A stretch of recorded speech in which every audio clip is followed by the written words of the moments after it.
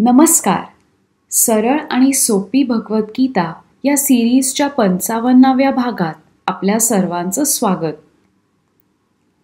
अक्षर ब्रह्मयोग म्हणजेच गीतेतला 8वा अध्याय हा आपण समजून घ्यायचा प्रयत्न करत आहोत. कुठेही जायचे असेल तर आपण लवकरात लवकर कसे पोहोचू याचा शोध घेतो. बरेच मार्ग असतात आणि त्यातला कमी ट्रॅफिक असलेला किंवा सरळ मार्ग किंवा एखादा शॉर्टकट आपण निवडतो. परमात्म्याच्या जवळ जायचे असेल तर बरेच मार्ग आहेत. आता या सगळ्या मार्गांपैकी असा कुठला सरळ आणि वेगवान मार्ग आहे का? या प्रश्नांची उत्तरे शोधूया आजच्या या भागात. अनन्यचेता सततै यो मां स्मरति नित्यशः तस्याहं सुलभः पार्थ नित्ययुक्तस्य योगिनः. या श्लोकातून श्रीकृष्ण अर्जुनाला सांगतात की एखाद्या स्थिर योगीला मी सहज प्राप्त होऊ शकतो. हा योगी माझे रोज स्मरण करतो आणि इतर कुठल्याच गोष्टींचा विचार करत नाही. मागच्या भागात आपण ब्रह्मनिर्वाण म्हणजेच ब्रह्माशी जोडणे याविषयी बोललो. आध्यात्मिक शक्ती या विषयावर बोलत असताना आपण असे म्हणालो की आध्यात्मिक शक्तीने एखादा योगी जीवन आणि मृत्यू या दोन्ही गोष्टींना घाबरत नाही आणि सगळे अशाच तर शक्तीच्या शोधात असतात. आज ब्रह्माबद्दल नवीन ज्ञान मिळवूया. या अध्यायातील 11व्या श्लोकात श्रीकृष्ण आपल्याला 2 महत्त्वाच्या गोष्टी सांगतात.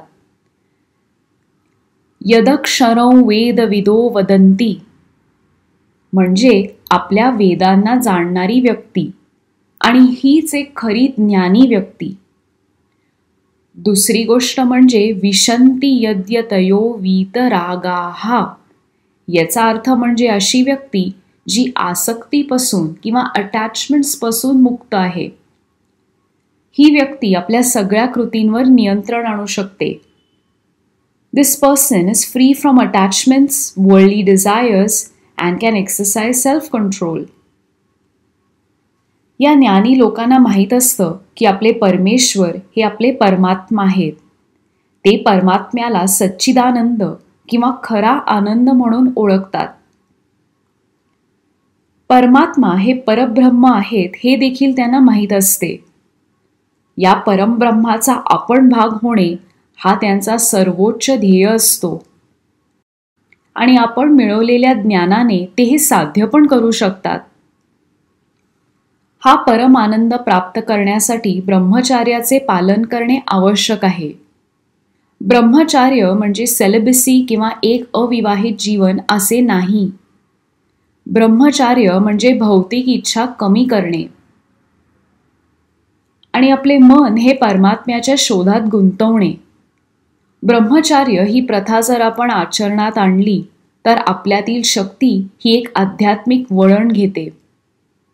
थोडक्यात सांगायचे तर प्रत्येक माणूस भक्ती, वैराग्य, आत्मनियंत्रण आणि ब्रह्मचार्याचे पालन करून परब्रह्माची प्राप्ती करू शकतो.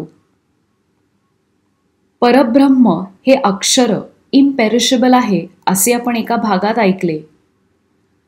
मृत्यूनंतर आपली वैयक्तिक जाणीव ही ब्रह्म यात विलीन किंवा मर्ज होते.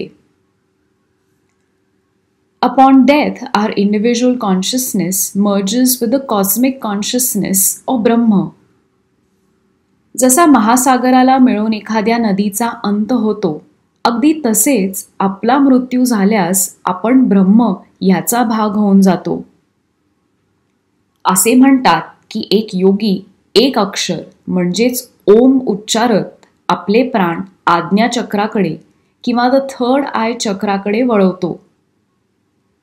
पुढे हा योगी आपल्या डोक्याच्या मध्यभागी असलेल्या सहस्रार चक्र किंवा क्राउन चक्रापर्यंत नेतो. या सहस्रार चक्रातून आपले प्राण बाहेर पडून आपल्याला ब्रह्माची प्राप्ती होते. हीच तर आहे योगधारणा. अंतच्या वेळीस ईश्वरावर असलेले ध्यान, एक कॉन्सन्ट्रेशन. श्री आदि शंकराचार्यजी यांनी गोविंदाष्टकम यात श्रीकृष्णांच्या गोपाळांच्या रूपात असतानाच्या जीवनाचे वर्णन केले आहे. त्यातील एक श्लोक बघूया.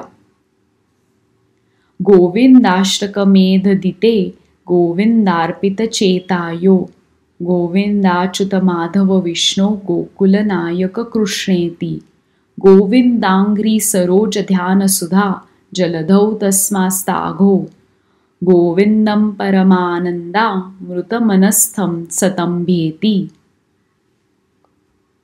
He who recites this Govindashtakam by fixing his mind on Govinda and uttering the names of Govinda, Achyuta, Madhava, Vishnu, Gokul Nayaka and Krishna and gets all his sins washed off by the nectar of meditation on the lotus feet of Govinda attains the indwelling Govinda, the nectar of the supreme bliss. माणूस परमात्म्याच्या जवळ जाण्याचे वेगवेगळे मार्ग शोधत असतो. पण तुम्ही तुमचे कर्म पार पाडून देखील ईश्वराला प्राप्त करू शकता. एक उदाहरण घेऊन समजूया. आपण रोज ऑफिसमध्ये आपले काम करायला जातो. महिन्याच्या शेवटी पगार तुमच्या बँक खात्यात जमा होतो. नुसते स्वस्थ बसण्याचा हा पगार नसतो. आपण नियमांचे पालन करून, आपली बुद्धी वापरून, वेळ देऊन ऑफिसची कामं शिस्तीत करतो म्हणून हा पगार असतो. सुट्ट्या घेत बसलो, बाकीच्या कर्मचाऱ्यांना त्रास देत बसलो, ऑफिसचे काम पूर्ण केले नाही तर हा पगार काही पूर्ण मिळणार नाही. तुमच्या काही इच्छा असतील किंवा एखादे ध्येय असल्यास हा बँकेत जमा झालेला पगार इच्छा किंवा ध्येय पूर्ण करण्यास मदत करतो. तसेच चांगले काम केल्यास निष्काम कर्म या भावनेने पार पाडलेले कर्म हे आपल्या जीवनाच्या खात्यात ईश्वराचे आशीर्वाद जमा करतात आणि हाच आशीर्वाद आपले ईश्वराच्या जवळ जाण्याचे ध्येय पूर्ण करतो. माणूस जसा आपला धर्म पाळतो, ईश्वर तसेच त्याला आशीर्वाद देतो. निष्काम कर्म या ध्येयाने पार पाडलेले कर्म नक्कीच आपल्याला जन्ममृत्यूच्या कालचक्रातून मुक्त करतील. जीवनाच्या खात्यात काय काय जमा झालंय? सेव्हिंग्जवर काही इंटरेस्ट मिळाला आहे का? कुठे टॅक्स कापला गेलाय का? हे बघायची हीच तर संधी आहे. अजून शिकूया पुढच्या भागात. धन्यवाद.